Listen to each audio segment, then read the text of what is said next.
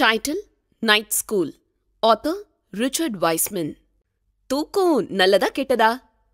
நம்ம வாழ்க்கையில நாம அதிக நேரம் தூக்கத்துக்காக தான் செலவிடுறோம்.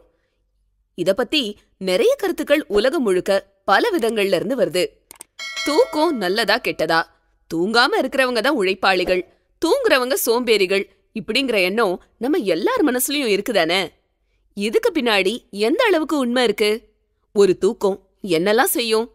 அதை நாம எப்படி அணுகணும்? தூக்கத்தை எந்த அளவுல பயன்படுத்தணும்?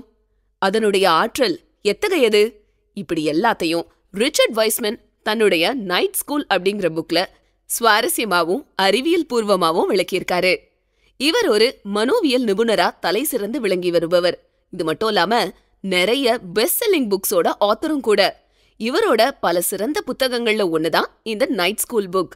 இந்த புத்தகம் அறிவியல் பூர்வமான உண்மைகளை தற்போதைய நடைமுறை வாழ்க்கையோடு சேர்த்து அளவிட்டு நாம தெரிஞ்சுக்க வேண்டியத நமக்கு விளக்கமா எடுத்துரைக்குது.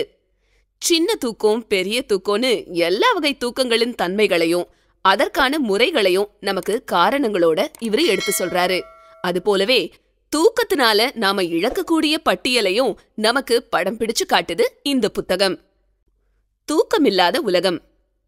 அதிகரிச்சிட்டு இருக்கக்கூடிய பணிச்சுமை, பரபரப்பான வாழ்க்கை சூழல், 24 மணி நேரமும் பொழுதுபோக்கு, அது மட்டும் இல்லாம ஊடக ஆதிக்கமும் நிறைய இருக்கிற காலகட்டம் இது.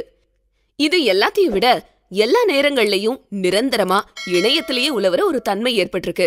அதனால நம்ம எல்லாருமே தூக்கமில்லாத ஒரு உலகத்தை உருவாக்கி வச்சிருக்கோம். நமக்கு ஒர்க் தொடர்பா இருக்கக்கூடிய எண்ணங்கள், செயல்கள் அதிகரிக்க தொடங்கியதுனால பல நேரங்கள்ல நாம அதை உணராமையே இருக்கோம். கால நேரம் இல்லாம நம்ம ஓடிட்டு இருக்கிறத பெருமையாவும் கடமையாவும் நினைச்சுக்கிறோம். ஆனா அதனால நம்ம இழக்கக்கூடிய இழப்புகள் தான் அதிகம் அப்படிங்கறத நம்ம உணர்றதே கிடையாது. நம்ம இழப்புகள்ல நம்ம கவலை இல்லாம இருக்கோம். பொருள் சேர்க்கணும், பொழுது போக்கணும், இதுக்கு கொடுக்கற முக்கியத்துவத்தை மத்த முக்கியமான செயல்களுக்கு நாம கொடுக்கறதே கிடையாது அப்படின்னு இந்த புக் ஆணித்தரமா சொல்லுது. அப்படி நாம இழக்கக்கூடிய பலவற்றில நம்மளுடைய ஆரோக்கியம் முதன்மையானதா இருக்கு. தூக்கத்துக்கு நம்ம முக்கியத்துவம் தரும்போது மட்டும்தான் நம்ம ஆரோக்கியமும் வலுவடையும். மோசமான தூக்க பழக்கம் நம்முடைய உற்பத்தி திறனை ரொம்பவே குறைச்சிடுது, செயல்திறனையும் பாதிக்குது. தூக்கமின்மையால நமக்கு இருக்கக்கூடிய சோர்வின் காரணமா நம்மால எந்த ஒரு புதிய விஷயத்தையும் கத்துக்க முடியாது. ஏன்னா இது கற்றலை தடுக்குது, நம்முடைய அன்றாட உறவுகளை சீர்குலைக்குது, ஆக்கப்பூர்வமான சிந்தனைகளை தடுக்குது. இது மட்டும் இல்லாம சுய கட்டுப்பாட்டை சீர்குலைக்குது.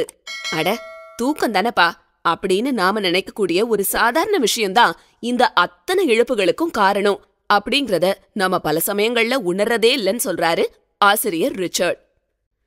90 நிமிட விதி. ஒவ்வொரு இரவும் நம்ம தூங்கும்போது நம்முடைய தூக்க நேரத்துல 90 நிமிடங்களா பல பகுதிகள் இருக்கிறதா இந்த புக்கோட ஆசிரியர் சொல்றாரு. நம்ம காலை எழும்போது நாம இந்த 90 நிமிட தொகுதிகள்ல ஒன்ன தேர்ந்தெடுத்து பின்பற்றணும்னு இவர் சொல்றாரு. இந்த 90 நிமிட தூக்க சுழற்சியை நீங்க பின்பற்றினா நீங்க முழிச்சிட்டு இருக்கும்போது ரொம்ப புத்துணர்ச்சியா இருப்பீங்க. அதே போல முழு தூக்கத்தையும் தூங்கி முடிச்சிருப்பீங்க. உடல்ல சோர்வு நீங்கி இருக்கும் அப்படின்னு இந்த விதி சொல்லுது. ஏன்னா இத பின்பற்றும் போதுதான் நீங்க உங்களுடைய இயல்பான விழிப்பு நிலைக்கு பக்கத்துல இருப்பீங்க. இது நிகழக்கூடிய வாய்ப்புகளை அதிகரிக்கணும்னா நீங்க எழுந்துக்க விரும்புற நேரத்தை கண்டுபிடிக்கணும். அதுக்கப்புறமா நீங்க தூங்க விரும்புற நேரத்தையும் பார்த்து 90 நிமிட தொகுதிகள்ல ஒன்ன நீங்க தேர்ந்தெடுக்கலாம். நம்ம உடம்புல இருக்கக்கூடிய பீனியல் சுரப்பியானது மெலட்டோனின் அப்படிங்கிற தூக்கத்தை தூண்டுற ஹார்மோனை உற்பத்தி பண்ணுது. இது நமக்கு தூக்கத்தையும் சோர்வையும் ஏற்படுத்துது. அந்த ஹார்மோன் தான் நம்ம உடல்ல சர்காடியன் ரிதம் அப்படின்னு சொல்லப்படுற உயிரியல் கடிகாரத்தின் செயல்பாட்டுல இயங்கி பகல் மற்றும் இரவு கவனிச்சு உறக்கத்துக்கு நம்மள கூட்டிட்டு போகுது. இந்த சுழற்சி ஒவ்வொரு 24 மணி நேரத்தையும் அடிப்படையா கொண்டு இயங்கக்கூடியது. சரியான இடைவெளியில சரியான அளவுல நாம பயன்படுத்துற தூக்கம் தான் நம்முடைய உடலை சரியான அளவுல பாதுகாக்க உதவுது. உடல் உறுப்புகள் இதனால சுறுசுறுப்படையுது. இதுவே மிக குறைந்த அளவிலான தூக்கம் இருந்துச்சுன்னா நம்ம அறிவாற்றல் செயல்திறன் குறைஞ்சு போயிடுது. இதுக்காக தான் ஆத்தர் ரிச்சர்ட் நமக்கு 90 நிமிட தொகுதிகளை அறிமுகப்படுத்துறாரு. விபத்தை விலக்கி வையுங்கள். நமக்கு கொஞ்சம் தூக்கம் கம்மியா இருக்கும்போது நம்முடைய அன்றாட சூழல்ல கவனக்குறைவு காரணமா மிகப்பெரிய இழப்புகளை நாம ஏற்படுத்திக்க முடியும். இதனாலேயே நம்முடைய இழப்புகளை குறைச்சிக்கிறதுக்காக நாம சரியான அளவுல தூக்கத்தை பராமரிக்க வேண்டியது அவசியம்னு இந்த புக்கு சொல்லுது.